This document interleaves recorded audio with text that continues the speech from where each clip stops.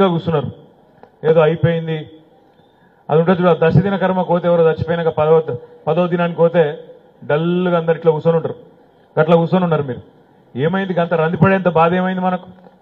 ప్రజలు 14 ఏళ్ల పాటు ప్రజల ఆదరణతో ప్రజల దీవెనతో మొదలు 14 ఏళ్లు కారు రై రై రై అని 100 కిలోమీటర్ల స్పీడ్తోని ఆనాడు కాంగ్రెస్ గుండెల్లో రైలు ఉరికిస్తూ 14 ఏళ్ల ఉద్యమంలో 100 కిలోమీటర్ల స్పీడ్తో ఉరికినాం.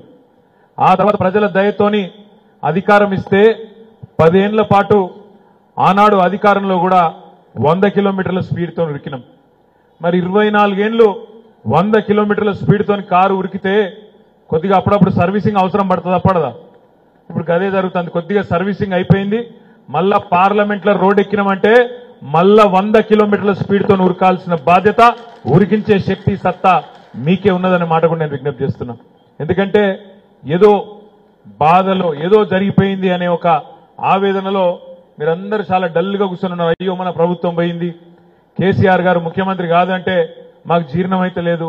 ఇంకా కూడా చాలా ఊర్లల్లో అదే రకంగా ప్రజలు మాట్లాడుతున్నారు, రైతులు మాట్లాడుతున్నారని కలిసినప్పుడల్లా ఏ ఊరికి పోయినా ఏ జిల్లాకు పోయినా మన నాయకులు మన కార్యకర్తలు చెప్తున్నారు.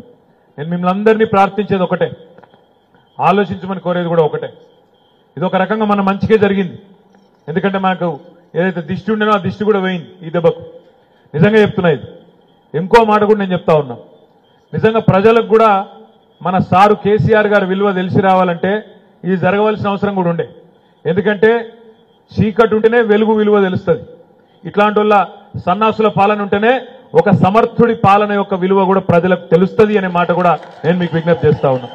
నిన్నగాక మొన్న నేను మన సిఈ గారు ఉంటారు, మన కాళేశ్వరం ప్రాజెక్టు సిఈ గారు, ఆయనతో మాట్లాడితే ఆయన అన్నాడు ఒక మాట, మరి సార్ మా దగ్గర నీళ్లు వస్తలేవు, మరి ముఖ్యమంత్రి ప్రభుత్వం ఏమో మా మీద కోపం రైతుల మీద చూపెడుతున్నది, కాళేశ్వరం అనే ప్రాజెక్టులో 100 భాగాలుంటే 100 అంకాలుంటే 100 కంపోనెంట్స్ ఉంటే అందులో ఒకటి మేడిగడ్డ. ఆ మేడిగడ్డలో 86 పిల్లర్లుంటే 2, 3 పిల్లర్లలో సమస్య వచ్చింది. అంటే కాళేశ్వరం ప్రాజెక్టులో 100 ఉంటే 100లో ఒకటి మేడిగడ్డ. ఆ మేడిగడ్డలో 86 పిల్లర్లుంటే 1, 2 పిల్లర్లల్లా సమస్య వచ్చింది. కానీ మీరు టీవీ చూస్తే, యూట్యూబ్ చూస్తే, రేవంత్ రెడ్డి మాటలు వింటే, ఉత్తమ్ కుమార్ రెడ్డి మాటలు వింటే ఎట్లా అనిపిస్తుందంటే మొత్తం 1,00,000 కోట్లంతా గంగపాలైనాయి, గోదావరి పాలైనాయి, దండుగైపోయింది మొత్తం ప్రాజెక్ట్ అన్నట్టు అడ్డగోలుగా మాట్లాడుతున్నారు. అందుకే మేము పోయినాం మన కాళేశ్వరం ప్రాజెక్టుకు. కొంతమంది ముఖ్య నాయకులను మాత్రమే పిలిచినాం.